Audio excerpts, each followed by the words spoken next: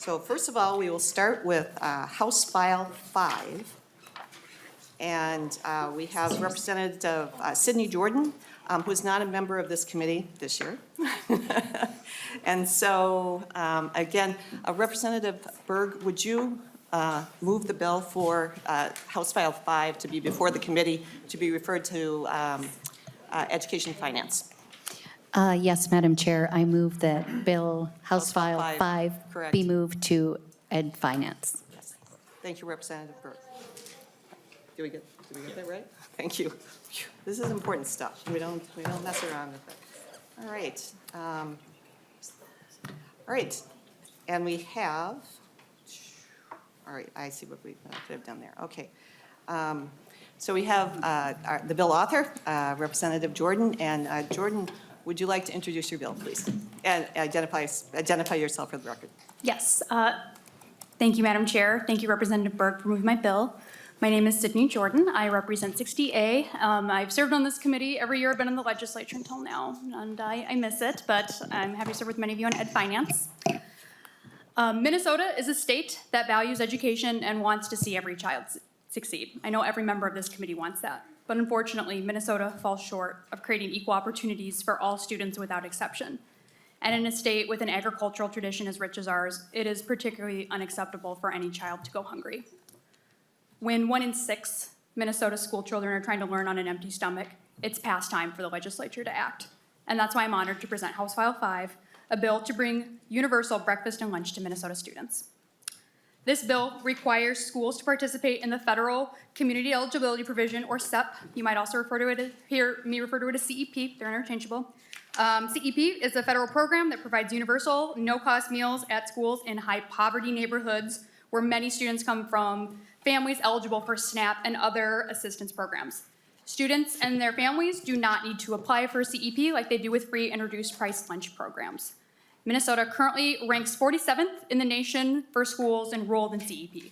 And with this bill, we'll fully leverage all federal funds available through CEP.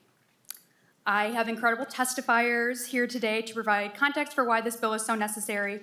But before they speak, I do want members to know that now is the time for House File 5.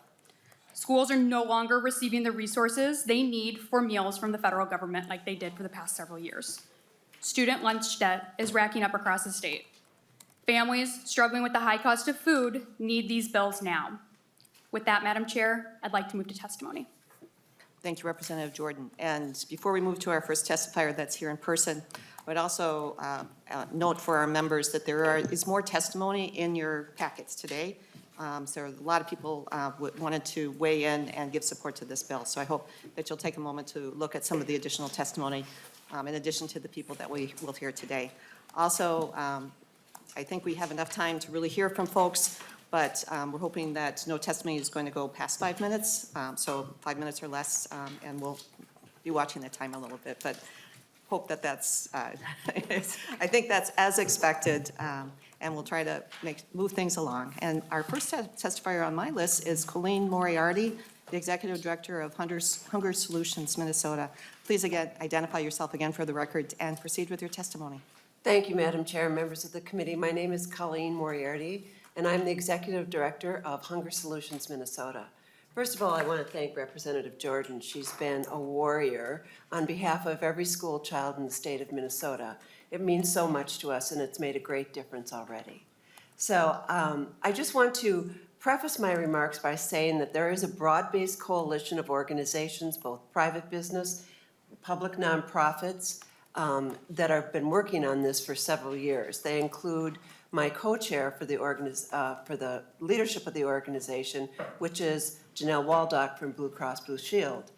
She was exposed to COVID and is not here to be able to be here this afternoon. I think the most important thing about this is that we are a state that has looked at the achievement gap and looked at equity gaps in the state of Minnesota. And this certainly has been one that's existed for a long time. The federal school lunch program has gone through many iterations, but the importance of making it universal is another step towards making kids be able to bridge that achievement gap. Full stomachs make better learners. Just to let you know about the current status of food insecurity in the state of Minnesota, we work with the State Department of Human Services on collecting data on visits to food shelves. And in the past year, food shelf visits have gone from 3.2 million to almost 6 million this year. So there have been a 2 million person increase, 2 million visits increase to food shelves. And I think one of the reasons for that, as you can well imagine, is that during the pandemic, because of the supports that were there, we were able to keep the food shelf visits down because there were supports for families. And as those have peeled off, including universal meals, we have seen these visits grow and grow and grow. And it doesn't matter what part of the state that we're talking about. We're talking about people in great need. People who don't have, because of the cost of inflation, because of the cost of inflation of food, who don't have the resources to be able to feed themselves or their families. That's why now is the time to act on the Universal Meals Program. This is the way to make sure that kids are fed. We don't ask children to pay for a ride on the bus. We don't ask them to pay for a lot of things, and a meal should be one of the things that they can count on. Because a lot of times, for the poorest children in the schools, that has been something they could count on. It has made a difference. And there have been many programs that have been built on filling that gap when school isn't in session. We know that students deserve a nutritious meal, and families deserve to have this burden off their back. If you have several kids and you are paying for school lunch, it's more than $100 a month. That's real money, up to $150 a month. That's real money out of the family budget at a time when people just can't afford it.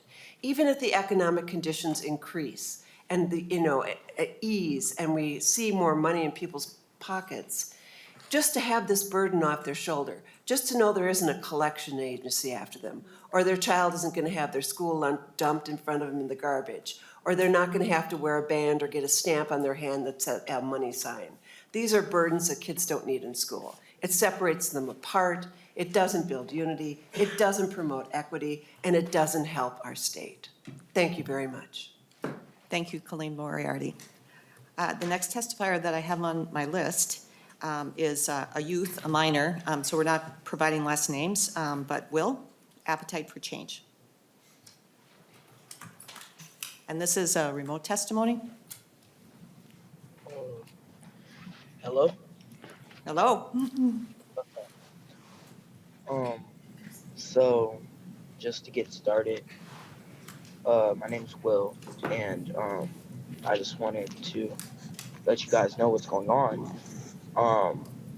and why we should have free lunch and even healthier lunch, you know. Just to start off, my mom this morning, she actually gave me everything in her Cash App just to feed me at school.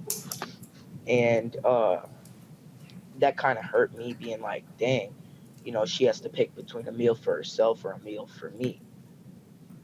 And I feel like sometimes that can separate you from other kids at my school that have all this money and everything, that are able to pay, just grab whatever they want. But for me, I have to pay attention to every little thing that I grab and know all the prices and this and that for what I can have each day. And it, like she said, it does really separate the community and the school. And I was just gonna say, like, if my parents can't afford my lunch at school, like, what type of meals are we eating at home? When I was younger, I would eat one thing for the whole week, like ramen noodles or whatnot, and it was like a struggle that you really couldn't get past. Like, I didn't have any nutritious food to live off of. And I feel like something that's a necessity to a human should be free for us. And especially kids, because our brains are still growing. And at my school, even my lunch ladies, like, they care. Like, the people at the registers, like, they care. They'll but it also, again, it does separate.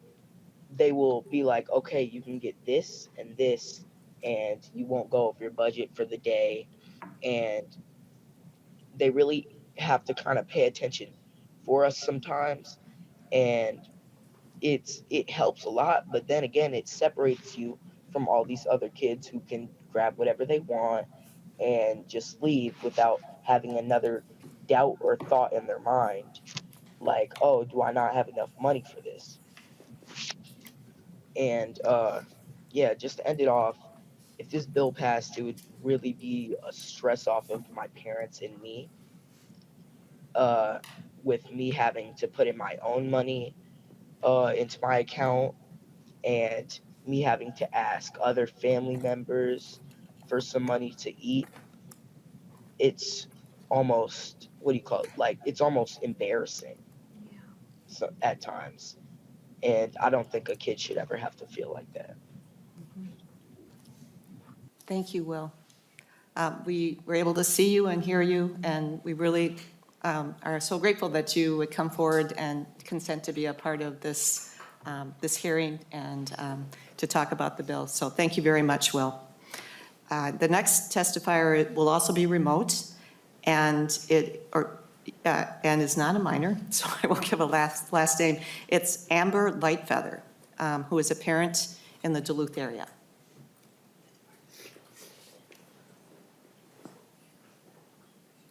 Hi, everybody. Hello, Amber. Thank you. I'm Amber Lightfeather, and thank you for having me today. I'm testifying. I have a long history of needing help with school lunches. When I was a child, my father was mentally disabled, and so we went hungry many, many times because he was unable to fill out paperwork. And us being minors, we could not fill it out for him. So there was many days that me and my siblings did not eat lunch. I am a working mother of 5 children. I have 4 at home now. 1 is in college, and I make just enough money to not qualify for any help, which makes it really a tight budget because that doesn't go against how much you make, how much you spend. With all 4 of my kids in school currently right now, the school does not charge for breakfast. So that is a real relief for us, but it's still $231 a month for all 4 of my kids to eat regular lunch price.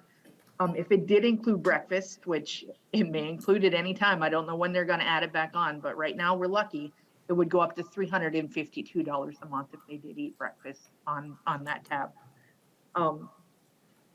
If this were passed, it would be amazing. When the kids had free lunch during the pandemic, that was such a relief off my shoulders, and they had such good food. The schools weren't struggling to obtain food monies because it was already there, and it was already there for every kid. You know, now there isn't as many people applying, and I read in the USA Today, actually today had an article about it. They're saying that some of the schools are struggling getting funding for their foods. And so if we funded this, it would be amazing all around. And I come to tears whenever I think about it, because there's so many kids that are struggling, and so many parents, like the young man that just testified, reminded me of whenever I was a kid. And, you know, we shouldn't be going through that. Our kids shouldn't be going through that. So thank you. Thank you, Amber. We're really glad that you're able to jump on the Zoom and be part of this committee hearing. Thank you so much. Next up, we have Kara Gloe, a school board member from Moorhead. And I didn't say this before, and I apologize. When you come on, would you please identify yourself and just say your name for us again? I missed some of that as we switch back and forth between remote and in-person testimony. Thank you. Good afternoon, Chair Pryor and members of the Ed Policy Committee. Can you hear me all right? Yes, we can. Great. My name is Kara Gloe, and I'm a mental health therapist licensed in both Minnesota and North Dakota. However, I am addressing you today as a former school board member after just completing my 5th year as a director on the Moorhead Board of Education and not having sought re-election this year. As you likely know, in 2016, the USDA recommended that districts have a policy for unpaid school meal fees. I remember quite clearly when the Moorhead School Board implemented this policy for the first time. I was sitting in the audience trying to decide if I should run for election. I left that meeting under the impression that part of the USDA's recommendation was that the policy must include a provision to send families to collections for overdue school meal fees. That meeting and that understanding prompted a friend and I to launch the PB&J School Lunch Fundraiser, which went on to raise over $30,000 over 3 years and cemented my desire to serve on the board. A few years into my term on the board, I learned sending families to collections was never part of the USDA's recommendation. Upon this realization, I worked directly with the administration, individually as a school board member and as a member of one of the committees in which I served. And in 2019, we amended this policy to remove the language around sending families to collections. So, fast forward to 2022, when the USDA made a change to their policy, which previously allowed delinquent debt to be carried forward year to year if the district and the family were making good faith efforts working together to resolve the debt. The USDA change now requires school districts to classify all delinquent debt at the end of the year as bad debt and make a transfer from the General Education Fund to cover the debt in the Food Service Fund, regardless of the account balance in the Food Service Fund. Now, Moorhead Area Public School District is lucky to regularly have a positive balance in the Food Service Fund. Despite that, our district is now required to basically rob money from our General Education Fund that is desperately needed to educate general and special education students to cover all the debt in the Food Service Fund. Now, I know you are not responsible for the USDA and their policies, House Committee members. I share this as an example of the types of impossible situations school districts are left to contend with when they are responsible for the burden of feeding children at school. As legislators, I'm sure you can appreciate how complicated school finance is and the numerous difficult decisions of which districts face. Additionally, the research on the impacts of food insecurity and hunger on students' ability to learn is extensive and concrete. In the interest of brevity, I will not cite a bunch of research to you. However, I will say the research covers everything from the biology of how hunger impacts concentration to evidence that negative academic and psychosocial outcomes are associated with family-level food insufficiency, to how food insecurity affects students' perception of the school climate, which in turn affects academic outcomes. And those are just a few areas. Additionally, there are research-based guidelines for school meal policies and best practices. However, without the uniformity of a universal school meals program at the state level would offer, we can be guaranteed that not all Minnesota school districts will follow these guidelines because not all school districts can. Ultimately, the reality is not following these guidelines will negatively affect educational outcomes.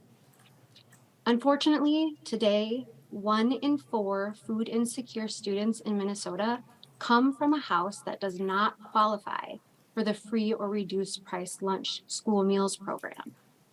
By supporting hunger-free schools, we can permanently eliminate hunger in Minnesota classrooms, remove the stigma of food insecurity, and reduce the strain of paperwork for schools and families. I hope the students, families, and school districts of Minnesota can count on your support of HF5. HF5. Thank you. Thank you. Thank you for your testimony. Next up, we have Lori Smith, who is a food service worker in the St. Cloud area. And Lori, if you would again identify yourself when you come on and proceed with your testimony. For sure. Good morning or good afternoon, everybody. My name is Lori Smith, and I am a cook in St. Cloud and a trustee on the executive board of SEIU 284. Universal free meals for students would make such a difference. And I get emotional when I talk about the kids and being hungry, so I'm sorry. I know the kids who come through my lunch line, and I know the kids who don't get enough to eat at home. And even though I'm not supposed to, those kiddos always get just a little bit extra from me. On the weekends, I make sure that them hungry kids get backpacks with food to take home with them. I know that nutrition is the most important factor for student growth and academic success. Children behave and learn better when they're well nourished. The COVID-19 crisis made it even more clear that school nutrition programs and food service employees are critical to student health and well-being. During the school closures, we distributed bagged lunches and breakfast from multiple sites across St. Cloud. Not every family could make it to the schools for curbside pickup, so we had buses that went out and delivered the meals. 120 lunch heroes in St. Cloud prepared more than 170,000 meals during that distant learning period.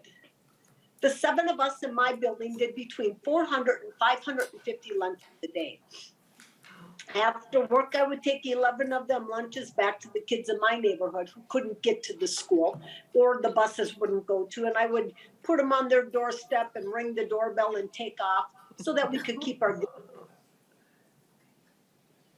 making sure that every student has access to nutritious meals regardless of their parents' income or ability to pay would make a huge difference in their lives. It would also make a difference in our lives. It's food service workers who are asked to enforce district meal debt policies. It's the clerical workers who have to call the students. One of the secretaries in St. Cloud, a friend of mine, told me once that she had to call a home and tell the student he couldn't walk at commencements because he owed money for school lunches. She said that was the worst part of her job. Today, a kindergartner came through my line and he said, "I am more than hungry, I am hangry," he told me. It broke my heart. But I want to thank you for the work that you do to ensure that the kids get the nutrition that they need, and so that us food service workers can work on what our jobs, what we love to do is to feed them students. Thank you. We appreciate you. Thank you, Lori Smith, for being with us today. We appreciate your testimony. Thank you. And finally, we have Mandi Jung, who's a school teacher in St. Paul and is with us in person. Hi. And as you sit down, if you would again identify yourself and proceed with your testimony. Sure. Hi, my name is Mandi Jung, and I am here as a member of St. Paul Federation of Educators. I was invited to speak with you today because I am a 7th grade science teacher and I am a teacher TikTok content creator. On my platform, I talk about issues facing public school educators, and one thing that I spend a lot of time talking about is the need for universal free lunch here in Minnesota and the United States. So I'm honored to be here today to talk about why HF5 is important to my community. On the first day of school this year, I announced to my students that school lunches were no longer free. And this moment stays with me. The confusion, the darting eyes, the questions. There were students who realized in that moment that they were not going to eat that day. I love my students so much, and it has been a difficult year. We have had an increase in challenging student behaviors, and no doubt this is related to the trauma of the last couple of years. But I have to also think that part of it is that they're hungry. It's hard to pay attention when your stomach is growling. It's hard to be kind to others when you're hungry. And it's hard to do your best when you don't feel your best. So, like I said, I teach middle school, and for middle schoolers, their prefrontal cortex is developing really quickly, and that's the social part of your brain, that's the regulation part of your brain, that's why they act the way that they act. And they're my favorite people on the planet. So in middle school, that's when you start to figure out how the world works. And for a lot of us, that's when we start to realize that the adults around us exist. So I want you to consider that maybe you're a 7th grader and you're in the lunch line, and you get up to the cafeteria worker and they tell you that you don't have any money in your account. And I'm sure all of us who've attended school have had that happen, just for being forgetful or for not having enough. So you might worry about who overheard that conversation. You might worry about what the cafeteria worker thinks about you and your family. And if your family can't put any money in your account, you see your family's embarrassment and frustration and stress as they receive emails and voicemails and letters reminding them that you have a negative account balance.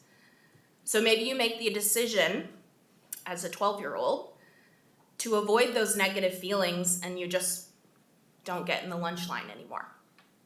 That burden is too great for a child to bear. The simplest solution is to just feed the kids. Just feed the kids.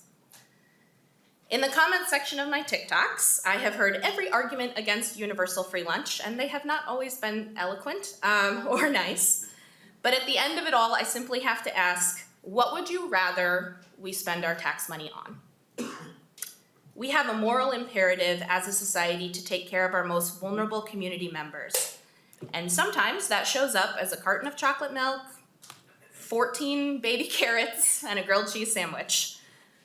I love my students so much, and I believe in them, and I know that you believe in them too. I'm inviting you to show that by ensuring that they are fed at school. Thank you for your time and your consideration of this important issue. This legislation will make a difference in my students' lives and in the lives of students across Minnesota. Thank you. Thank you, Mandi Jung. We appreciated very much hearing about your students. When this hearing was posted, we did request anybody to sign up for public testimony, and we do have someone that signed up for public testimony. Familiar to our committee, we'll have Mr. Adosh Uni from the Department of Education testify at this point. And can you please, as usual, identify yourself before you proceed? Madam Chair, committee members, my name is Adosh Uni. I'm the Director of Government Relations for the Minnesota Department of Education, and those are some really tough acts to follow. But I really appreciate the opportunity here to testify on HF5 and provides funding for universal meals and mandatory CEP participation. In the education committees here and in the Education Finance Committee and in the Senate, we're going to hear a lot this year about many measures around providing caring and qualified teachers for students, support for special education, investing in English learner needs, providing multi-pronged approaches for mental health, among many other topics. And all of these proposals are components to supporting the whole child. And making sure that all students are fed in schools is a fundamental component to supporting the whole child and ensuring their academic, behavioral, and social emotional success is met. School meals are important for student health and well-being and provide the students the nutrition they need throughout the day to learn. Kids who receive school meals are more likely to eat fruits, vegetables, and milk. These nutrient-dense foods contribute to a healthier body mass index and lower childhood obesity, and these health benefits are particularly pronounced among some of our low-income students. Research shows a well-nourished child is a better learner, test taker, and participant in school. Simply put, when kids have a full tummy, they are going to be able to pay attention much better in school. This allows them to focus on core subjects like reading and math, and social and emotional learning, and physical activities. Providing universal meals will also ensure, again, access to nutritious meals so that all students have their that are key to their educational and health support, eliminates the tiered eligibility system that limits participation for too many children whose families are struggling to make ends meet, reduces stigma associated with participating in school meals, eliminates school debt, and significantly reduces the administrative work required to operate the school nutrition programs and improving school nutrition finances. All of these we've heard about today from other testifiers. And if you'll indulge me, Madam Chair, we've taken a look at the amendment to make fully paid meals only applicable to students with family income less than 250% of the federal poverty guidelines. And our position at the department has been that creating another means-tested approach to free meals creates additional costs for not only MDE to develop a complex new system, and but also for districts to modify their systems and train their staff to implement. And most importantly, I think the purpose of the universal meals proposal is a kid is a kid. And all kids deserve access to meals regardless of who they are and where they're coming from. But for kind of the more nitty-gritty part of it, in terms of the administrative burdens there, and just to delve back into that angle, they also need to work with their forms vendor to create this new threshold. And so with the combined cost of that added administrative benefit, that would wipe out, a lot of the potential savings we'd see. So put simply, providing free meals to all students not only is the right thing to do, but it also saves money because it reduces the complexity of the system and the costs to implement it. Thank you, Mr. Thank you, Uni. Madam Chair. Thank you for your testimony. All right, any closing words in your presentation of your bill, Representative Jordan? Madam Chair, I just hope that we'll remember this testimony. And just to reiterate what you, as truly powerful that testimony was, you forget after presenting on Zoom how powerful it is to hear from people sitting next to you. There is lots of other really incredible testimony from organizations and individuals and businesses supporting this bill as well in your packets, and I encourage you to take some time to look at all the different perspectives on why House File 5 is critical for Minnesota families right now. All right. Thank you, Representative Jordan. We also have before us the A1 amendment, and I believe Representative Knudsen will be offering this amendment. Would you like to move the amendment and then speak to Sure. what it says? Thank you, Madam Chair. I would like to offer the A1 amendment. This amendment provides school lunch and breakfast without charge to parents with children in households up to 250% of the federal poverty level, which is approximately $69,000 per year for a household of 4.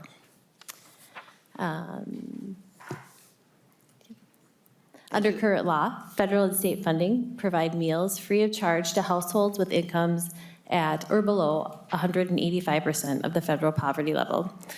I agree that too many families remain in the bubble, and with the higher cost of energy, gas, groceries, it's making it very hard for families to pay their bills. However, rather than a universal program that subsidizes parents financially able to pay for the care and feeding of their children, we can increase the current income threshold to help more families. Thank you, members, and I ask for your support. Thank you, Representative Knudsen. Now I'll next turn to the bill author, Representative Jordan, to speak to this amendment.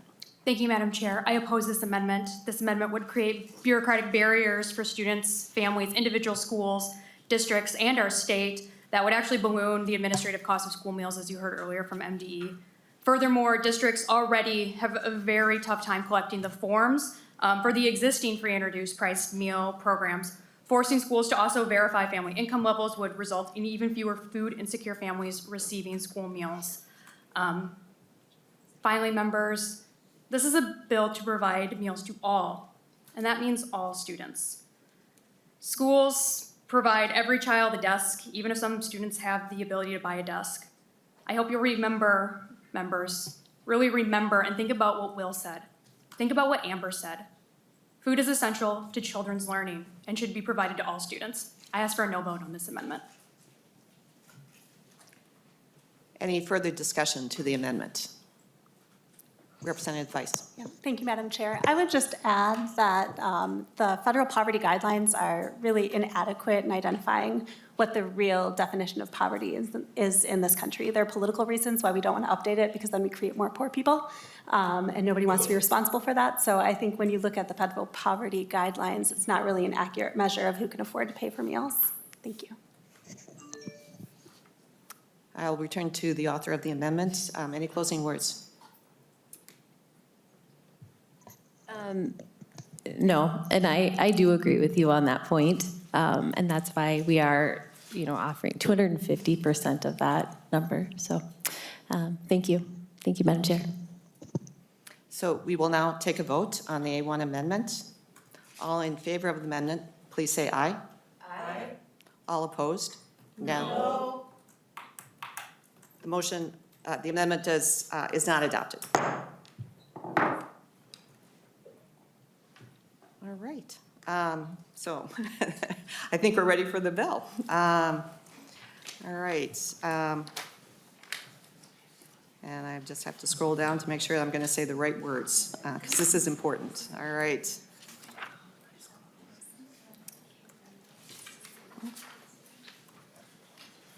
All right. So we will where we are on this one. Madam Chair. Yes.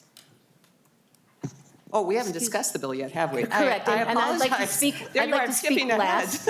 I'll speak last, Madam Chair, if there's other comments. Yes, thank you, Lead Bennett, for this point. And we'll get the list of people that would like to be recognized.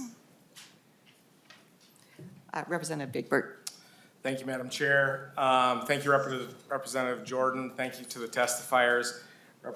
Representative Jordan, thank you for your passion. So I appreciate that. Testifiers, both here in person and online, thank you. I just have a couple questions, and for those of you in the audience, I'm a middle school principal, so I see firsthand the lunch process in a middle school. Bless your heart for being a middle school teacher. I see that every day. So, well, not now, I don't, but I just have a couple clarifying questions so that I can fully understand the bill, and I'm looking at it through that lens. So, we heard a lot about hunger, and I would agree that that's an important thing to address. Under this bill, on line 11A, it says a federally reimbursed lunch. So and I would assume, and this is my question, is that one lunch, one federally reimbursable lunch? Representative Jordan. Madam Chair, Representative Bigbert, I'm not sure which line you're referring to. Oh, 111. Okay. Yeah, 1.11. Yes. Madam Chair, Representative Bigbert, yes, it is one student, one meal. Perfect. And in Right, section and- 1, it does refer to lunches. Breakfast is handled later in the bill. And follow-up questions, Representative Bigbert. Yeah, I have a few, so do you want me to just go through, Madam Chair? But we can, yes, I think we have time, and I'm assuming that this is not for the next 45 minutes, just to Yeah, check it. no, Okay, no. thank you. So that helps me understand because my own son and who's 16 will get 3 and 4 entrees at a time, and then I see that oftentimes, and I think our testimonies would also agree. Could you also just how do you define a school? Does this include in-home daycare centers? Larger daycare centers? Could you just specify that as well? And, Oh, Madam Chair, yes, sorry. thank you. Representative Jordan.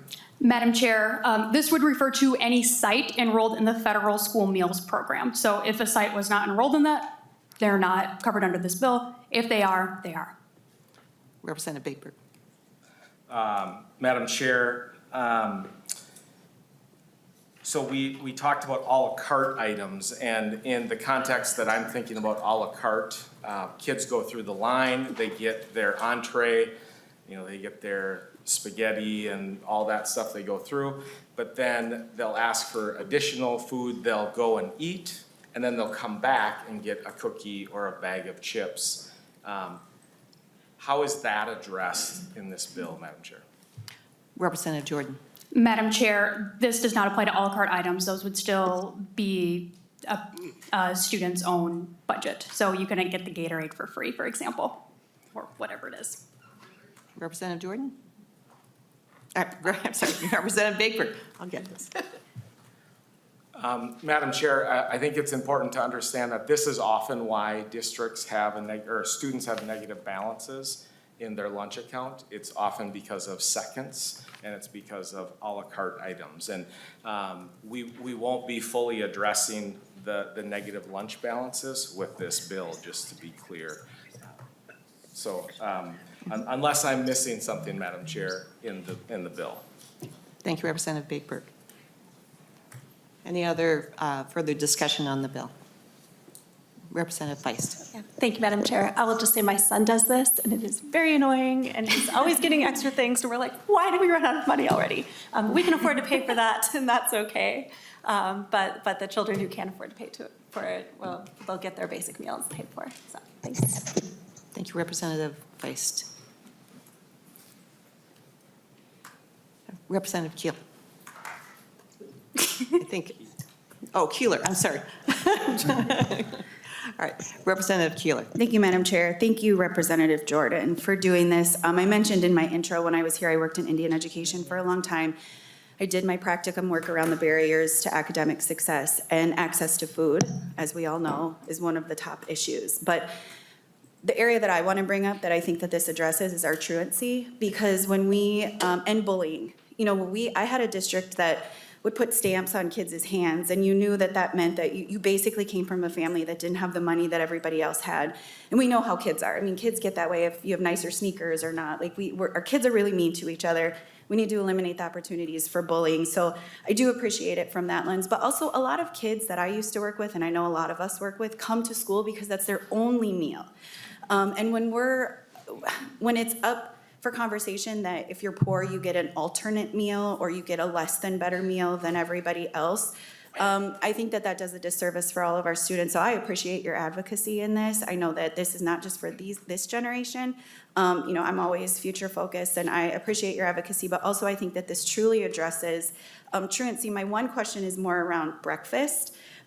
There is some standards that say that we have to have the opportunity for breakfast, but when our students are tardy, is there any time frame that breakfast has to end? Because that's one of the areas of concerns that comes to me, that if we have a student who's coming to school late, chances are that there's a higher likelihood that they didn't maybe get that nutritious breakfast at home. So can you just tell me where we land with breakfast on this? Representative Jordan. Yes. Thank you, Chair Pryor, and thank you, Representative Keeler, for your work.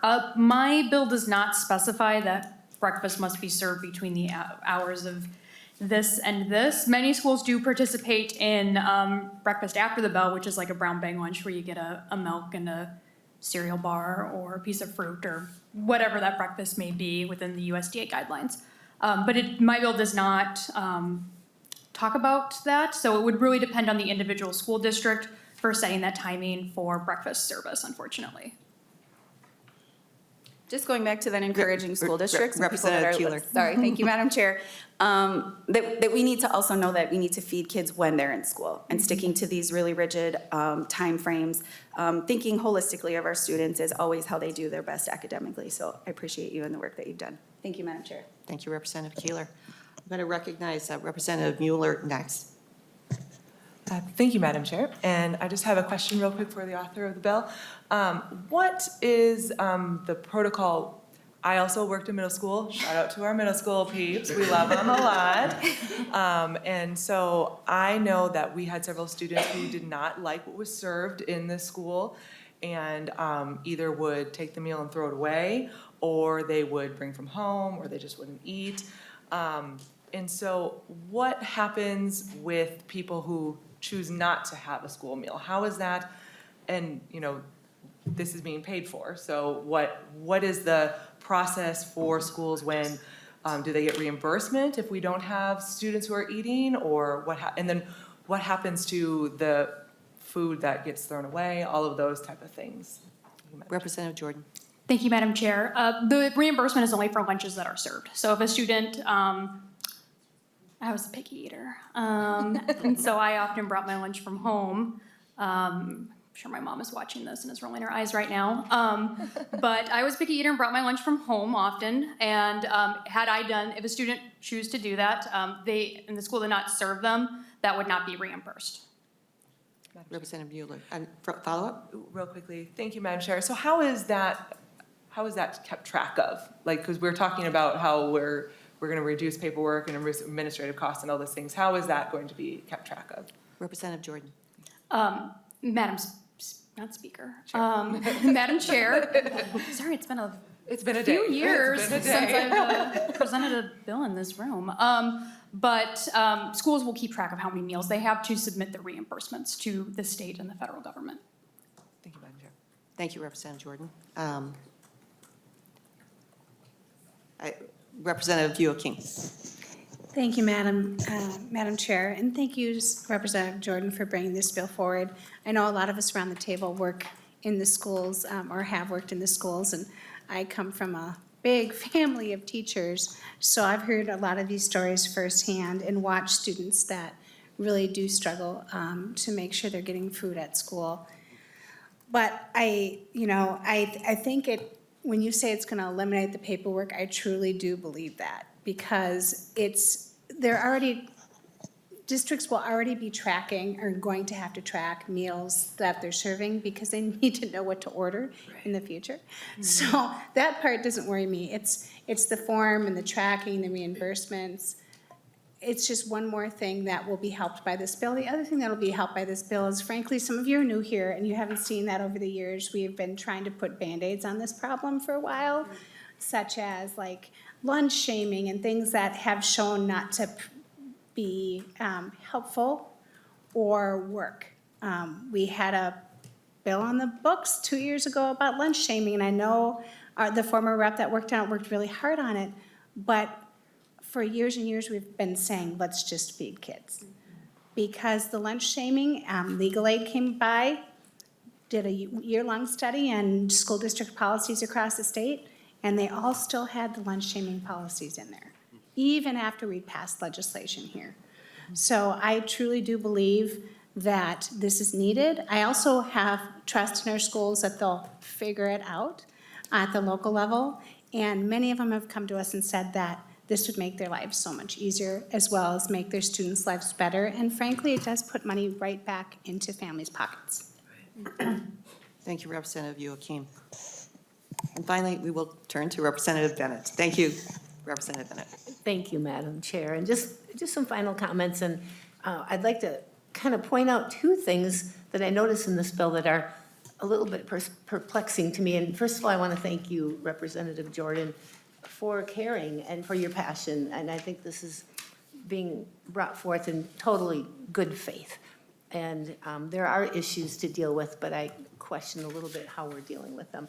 But I'll just point out that, we're adding more state aid to districts with lower rates of children in poverty, and that's really counter to our funding formula, where it's all based on poverty. So the state is actually paying the gap, of course, that the income eligibility doesn't cover, including very wealthy families.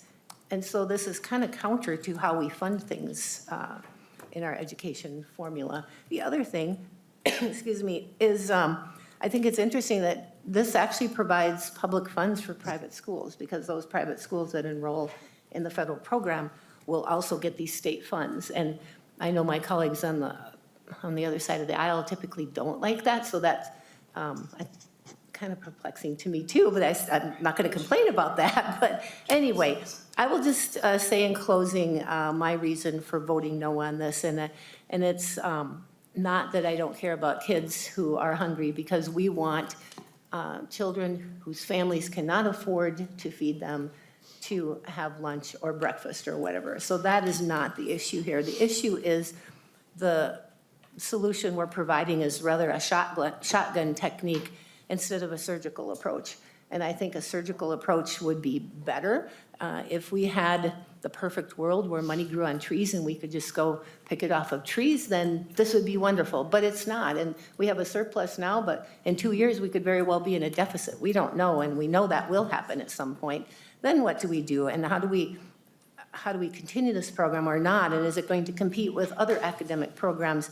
So I think surgically adjusting the eligibility requirements would be a better way to hit those gaps, and we know more families are struggling because of the high inflation.